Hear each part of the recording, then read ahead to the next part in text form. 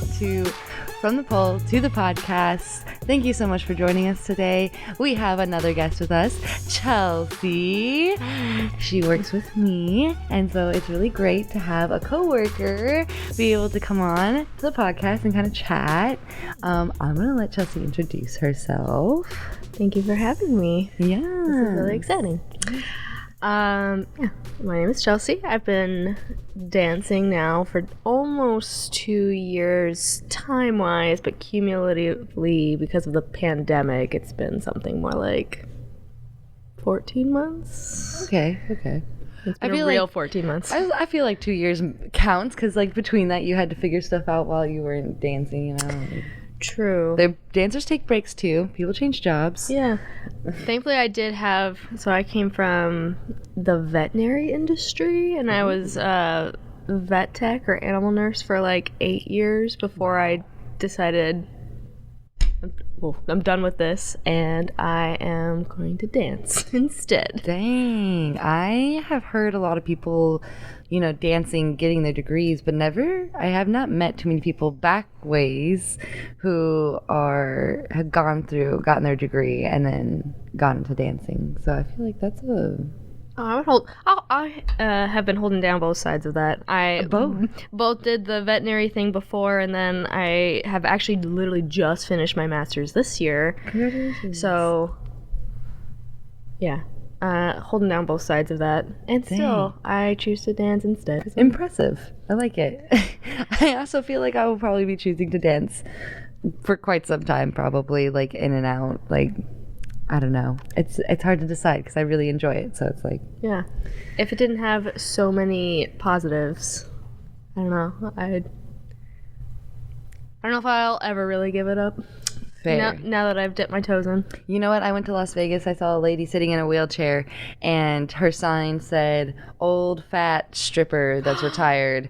And then, like, she had, like, stuff out for tips, and you could take pictures with her and stuff. Yeah. So she was still that for her. She was still working it.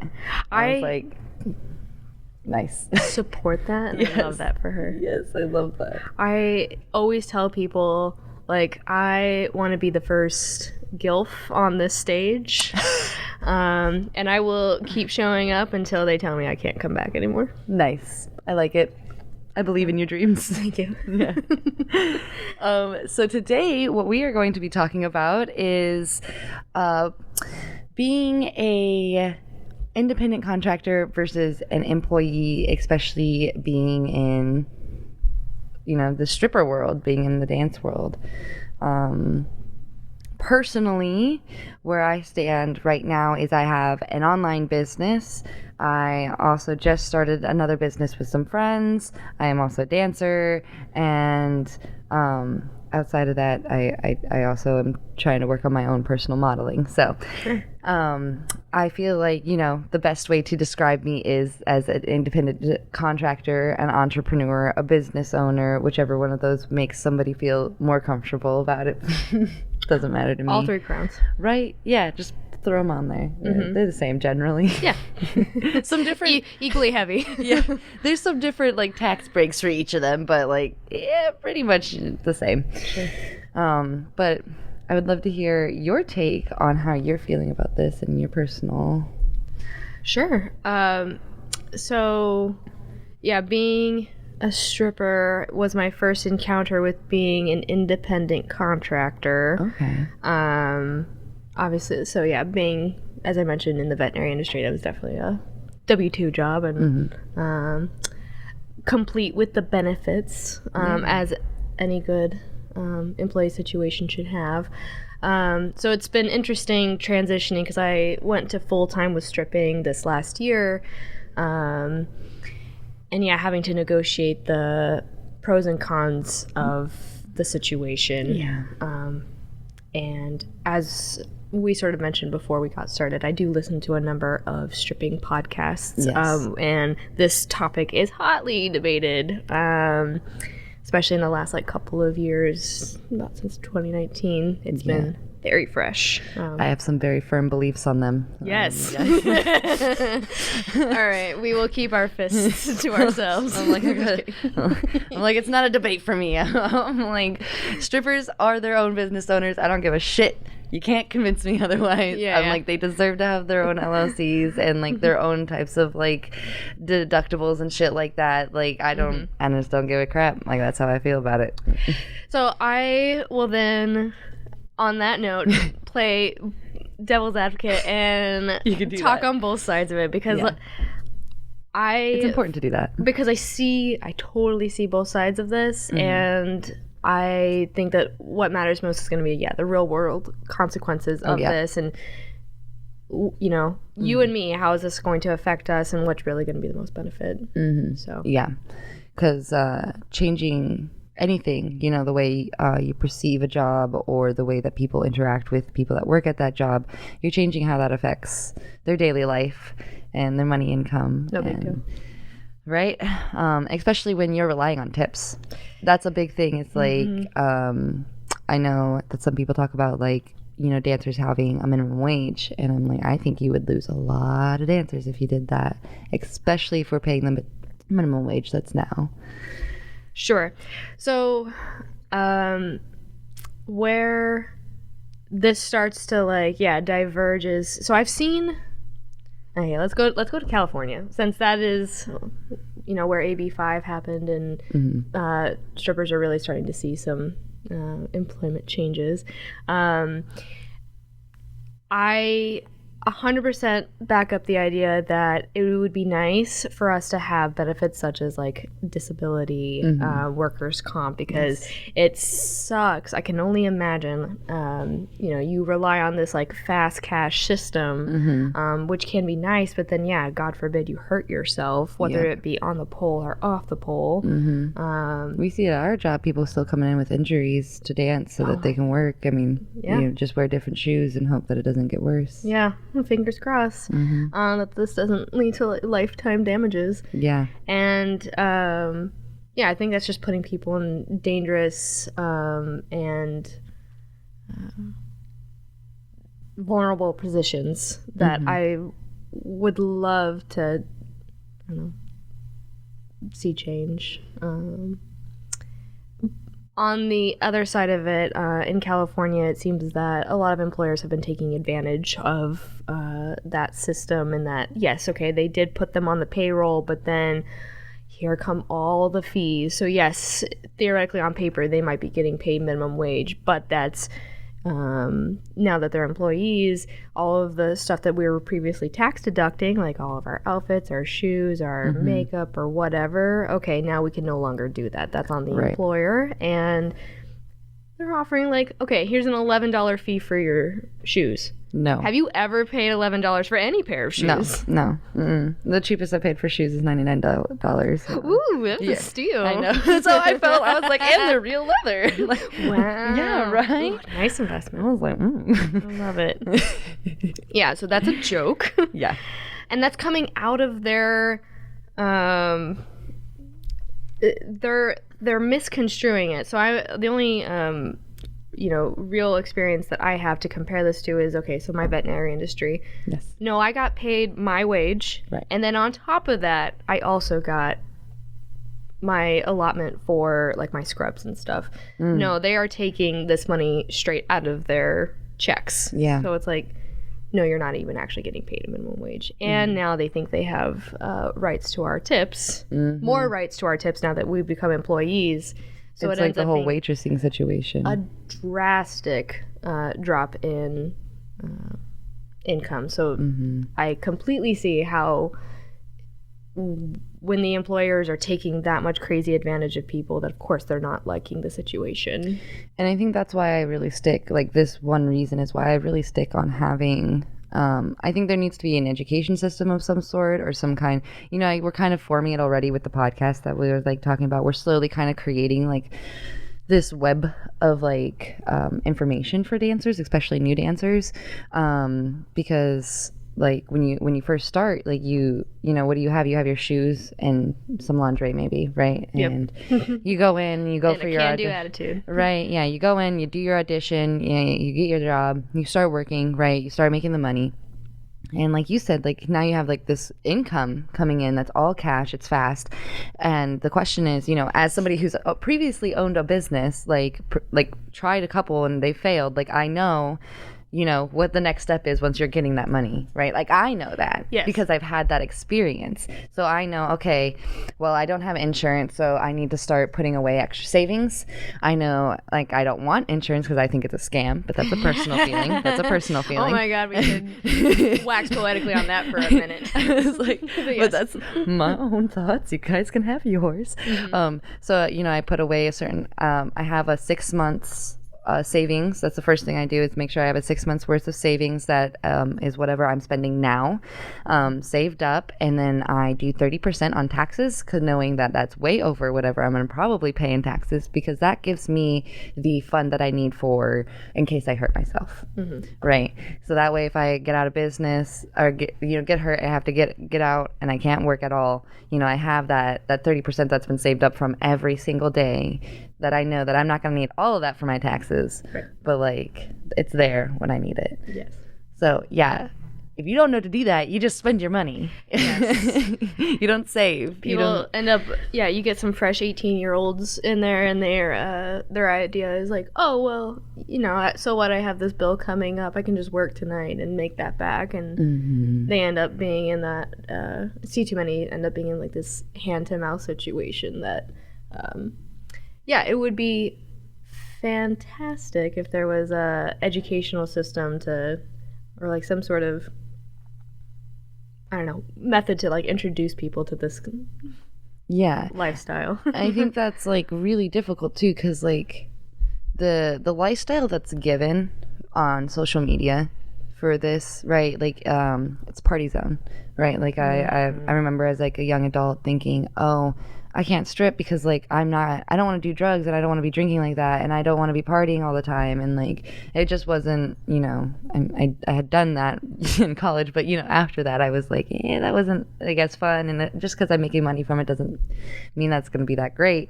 But like that's the idea that's given, is a lot of drugs, a lot of drinking, you're just hanging out and having a good old time with the boys, like having a beer, and you're getting paid money. And it's like, in a sense, yeah, sure, that's happening. But like a lot of time, the dancers are the ones that are sober. Yes. Whether people believe that or not when you show, because I've had people, like, I've been completely sobered, like not had a drink, not a drop all night, and someone real shit-faced just walks up to me and is like, rah, rah, rah, rah, rah. I'm like, oh, okay, talking to you. And they're like, you're so drunk, I bet. And I was like, I bet I'm so drunk right now. Yep. Yeah, so drunk. Oh yeah, I've definitely mastered methods of pretending to drink, and you know, a lot of people don't want to drink alone, so giving them the appearance of, yes, you're in good company, while also staying stone cold sober. Yes, it's painful sometimes watching people get really drunk, but that's a part of the job. And like it is a job. Like as a contractor, I did independent work as a what is that called? Construction worker. Okay. Right. My partner at the time and I, we, you know, created this business, and I was helping him do some of the labor. And when I think about it, it's a very similar to this, right? Like you have your time frame of when you're gonna work, and you go out and you do your work, and you get paid for that work, right? The big side that, you know, I noticed doing that kind of work that's very similar to this other work that I don't think people really put together, is that like any other kind of like contractor work, like when you have to like watch your own money and like make your prices and stick to your prices and haggle with people because they want to haggle with you, like you're doing that at the strip club. You're haggling with people all the time about like what something's worth. You're counting to make sure that you're hitting the mark you need to pay bills. Like we just talked about, like you're having to put money away and save it, and like that. sometimes, honestly, strippers are some of the most smartest business people that I've met. Oh, absolutely. Like, and people just don't see them that way. Anybody who lasts longer than like 3 months has to develop that. Yeah, you have to, because you gotta figure out some form of stability, because that's, everyone's gonna. That's like the whole thing that brings people into employment. That's why I think why some dancers do want to have like be an employee, is because there's this sense of stability, right? Like the money will, as long as I'm here, I'm always going to make money, even though it was kind of already like that. There's just like this idea around jobs that like it gives this form, and the form gives you protection. Sure. And it's like, yeah, to a point, but I mean, like, you can do that for yourself as well. Sure. It's going to be a little bit harder. I completely understand why people would want, to, as a dancer, have it as a job. I don't think it would be terrible to have almost a mix where like some employers can be jobs and like other clubs be just the way they are, and you're allowed to be like an independent contractor. And then that way people can kind of choose. I know that would be really difficult, but yeah. So, okay, a couple of things. Let's see if I can keep them all straight. Okay. So, yes, I echo that, especially for our younger coworkers out there. Structure initially, it can be so important as far as establishing some of those good money practices that are going to set you up for life. I really don't want to see any strippers, as much like money potential as there is out there. I don't want to see any broke strippers once they're 35 and they can't work anymore. So putting that structure in place early on and teaching people that, because goodness knows our educational system doesn't really do that, would be great. And when there's a natural employer-employee position where you're making choices about how much is already coming out for your savings plan, 401k, and your benefits, then that kind of helps them get adjusted to, okay, these are things I actually have to watch out for when I do eventually decide to have full control over my finances. But for people like who have, I don't know, again, been in it longer than 3 months and have figured it out, it would be nice to keep the independent contractor thing. Yes. Or I find. What I struggle with, though, is how I feel like it's not fully respected, and we're living kind of a half-life right now. Yes, we are independent contractors in name, but there are a lot of practices that are ubiquitous, that are trying to keep us halfway between employees and independent contractors, and it ends up being extremely unfair. Would you like to pick like your most concerned hit point there, or your favorite wage theft? Okay. Wage theft. Yeah, I could have guessed, but I was still curious. Yeah. Okay. Do you have any feelings on that, or? Yes. So, I mean, being independent contractors, that means that all of our money should be our money. If there's a mandatory tip out, that is wage theft. I feel like I'm putting my neck up on the chopping block for saying that, but it is. I think that is what it is. These places that take a percentage of our dance money for every, $20, $30 dance, $5, $10 goes to the club. That's absolutely ridiculous, especially if you're paying a house fee on top of that already. I'm paying to be here. I have, quote unquote, rented out the space to kind of link it up with, I know similar situations exist for like hairstylists and such. They're renting out their space. Okay, maybe I could understand the house fee, but there's no way that a percentage of our next income should be up for grabs, and I think that's absolutely, can I say asinine? Yes, you can. You can say that's whatever absolutely you want. Asinine that they expect a percentage of our dance money and then a mandatory tip out at the end. I haven't danced a lot of places here, but I know like where we dance, it's very nice. We just have the house, and then we are not forced but encouraged to tip out. Sure. Our bouncer, our our DJ and our bartenders. Which so this is where I'm playing both sides of the field. I have not committed to either camp. I support that. Like, I am happy when, I love Mercedes, live and die by her. I would give her anything. So yes, she puts in good work. We work as a team in there. So I absolutely will tip her out for that good job, because I want to keep that good relationship. And same with my DJs. If you're playing me great music that gets me in the zone, 100%, because you are helping me make those sales, because you've put me in the mind space and I'm channeling that. Yes. So absolutely, I'm going to tip you out for that. Security, thank you for kicking that guy out. Thank 5 times. Thank you for keeping me safe. Yes, I'm tipping you out. But where it starts to become predatory is when it's like, oh no, I need 5-10% absolutely of your income. I don't think so. You can't denote that. Yeah. Because we already have to probably pay taxes if we're not paying attention properly. And the people who are asking for that, they're already employees. They are already getting paid. They get tips. I don't see you sharing any of those with me. Yeah. What about this situation makes you think that I then owe you a very certain percentage? Yeah.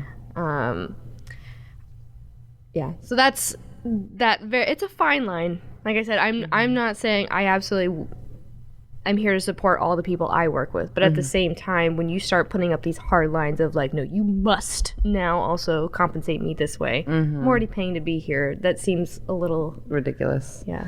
Excessive. Yeah, I agree with that. So yes, I love where we are. Yes. And that's why I've been here as long as I have. This is the longest I've ever been at a single club. I literally did so much research to find this club. You have no idea how many Yelps, how much Google, how my God. I just was online. Are we research sisters? Oh, yes, I love it. Oh my God. Because you're I want you to continue. Yeah, so I looked at all the reviews. I looked at what a bunch of the websites that are these are the best ones, and then I went down them and double checked reviews with other reviews, and eventually I settled on 2, and I was like, okay, these 2 are very opposite. The other one was Pirates Cove, I think it was. Oh my God, I used to dance there. Oh, see. I was I'm sitting here with these 2 options, and I'm like, okay, safe one, I'll learn to dance, probably won't get as many tips based on comments, but it will give me an open free spot where I know, I won't be stared at a lot, and I could, do some weird shit and fall on my face a few times and no one would notice me. So I was like, Pirates Cove, or I could kind of just shove myself into the water and know that I'm probably stepping in with some experienced dancers and that I'm gonna have to, step it up. And I was like, sink or swim. I was like, I'm not really for just not being seen, so let's just do it. And I just went to Deviate and did my stuff, and got in, and I was like, I loved it ever since. Honestly, it's been great. So. I love it. Were you one of those kids that immediately cannonballed into the pool? You didn't dip your toes in, test the waters, acclimate? You're like, no, I'm gonna cannonball in. Most of the time, yes, cannonballing, but most of the time that encouraged me also splashing my siblings, so some encouragement there to do so. Sure. That chaotic I neutral. may be cold, but they will also be cold, but I will be in the water and they won't be. That was my thought process. Okay. Yeah. So you and I had some fairly similar experiences in that. I did a lot of research leading up to getting into stripping, including what the expectation is, knowing that I should stay sober for them. I sat down with two dancers to talk and ask questions before. I even did research to find a club. Yep. So I feel you. I ended up starting at a small place called Club Tees. Okay. Teeny tiny little place. But yeah, I felt comfortable, getting some of my chops, working out some of the kinks before I then okay, we'll see if I can't take on some of these bigger clubs. Okay. And yeah, I was thankful for that experience. I ended up being at Pirates Cove last year. Loved it there. Good people. And then, ended up here at Deviate beginning of this year, and yeah, it's the longest I've ever been at a single club. Do you feel like those 3 that you just talked about, were they about the same, where you just paid the house fee and then you were allowed to tip out whoever was there, or did the other places have like what you're talking about, the 2%, like, you know, the certain percentage? Let's see.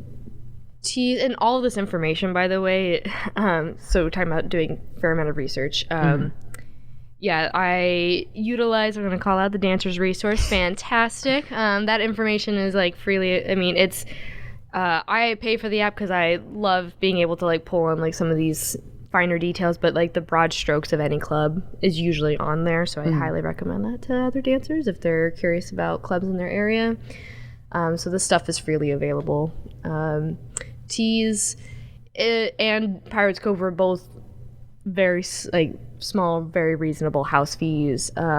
Pirates Cove did not take a percentage of dances, and then their tipping was encouraged but not mandatory, similar to what we're working with. And Tees, they did take a small percentage of like the dances that we did, but also again, tip out at the end was encouraged, not mandatory, and like that house fee was basically non-existent. Okay, that makes sense. So it like I said, it got me into the waters without feeling overwhelmed.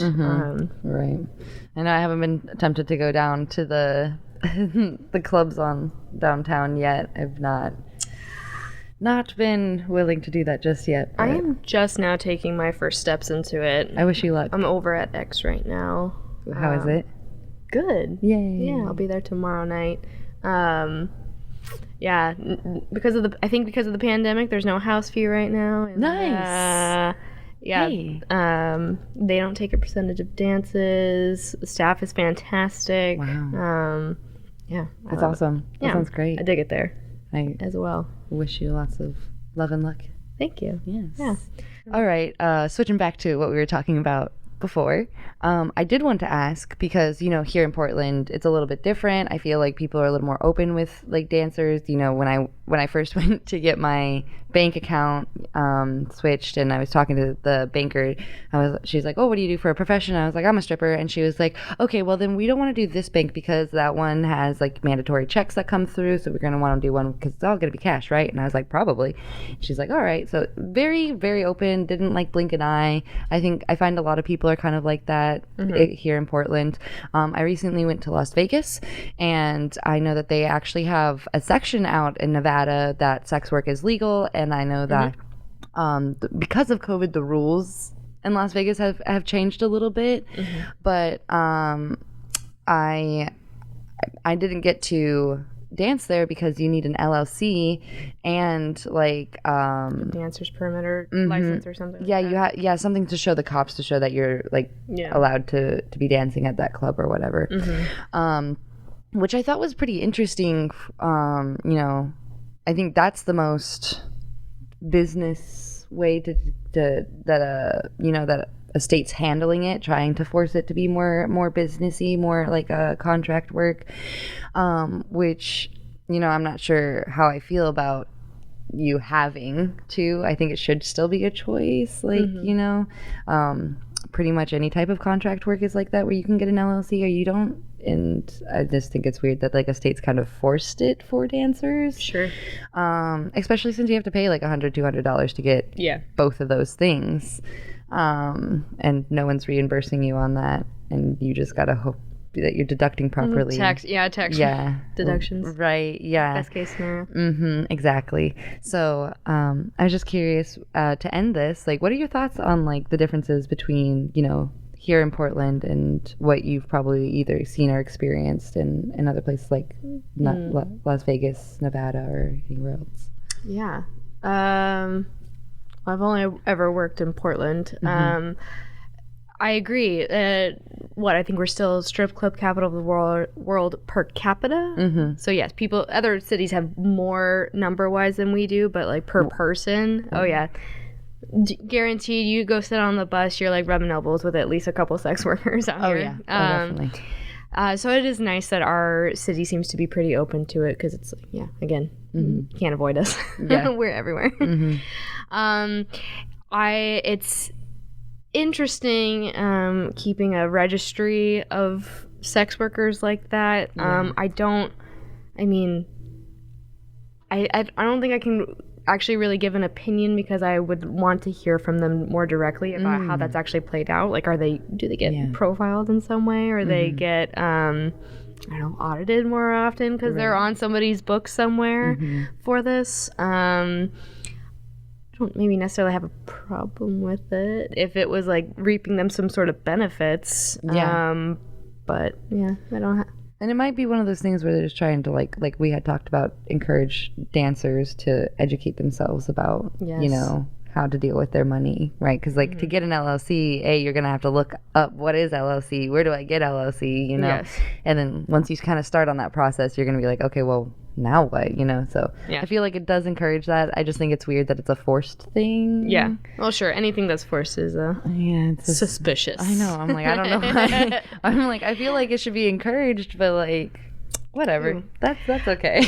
I don't know if I can throw this in. Okay. Speaking of something that's also forced, but I think an important part of the independent contractor employee conversation is scheduling. Yes. One of the biggest benefits of being an independent contractor should be that the place that you're contracting with should not have control over when and how you're doing your work.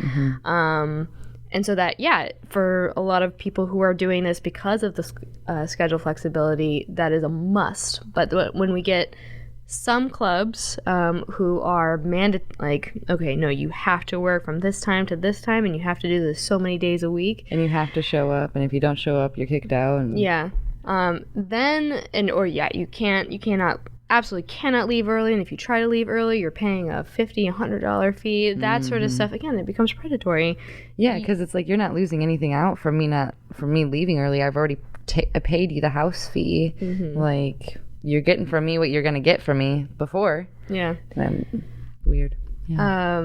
So this is why I still want to I haven't come down on either side, but I think the conversation is important because I like being an independent contractor, but the way it's playing out for a lot of people, we're sitting in this weird middle zone, and it's kind of ending up being the worst of both worlds, and so it needs to come to a head, and we need to work out the details and decide, okay, which actually is going to be better, so that we're not doing this weird in between thing that's not working for anybody. Very true. I very much agree with that. Well, I appreciate you coming on today. Thank you for being my guest. Thank you for having me. If you guys would like to find any of Chelsea's information, we're gonna have it all down below for you. But go ahead, go give her a like, go subscribe, go wherever you have, go support my friend, my coworker. Gotta go down to your local strip club and tip your local dancer today. That's what I should be saying. It's the American way. It is the American way. Sex work has been around for too long for people not to appreciate it anymore. Well, I appreciate the hype. Thank you. Of course. Again, thank you for having me. Yes. It's been fun. I'm glad that you were able to come today. And don't forget, we have our sponsor, Christina's Chest. Please make sure to go check that out. You'll find all their information there. They are a local business, and they are supporting me to make this possible. So please go give them a little bit of love. Check out their business online or in person. You can find a new episode of this podcast every week on talkcastpdx.com, where you can watch or listen, or find us on any place you watch podcasts. And until next time, I'll see you later, freaks.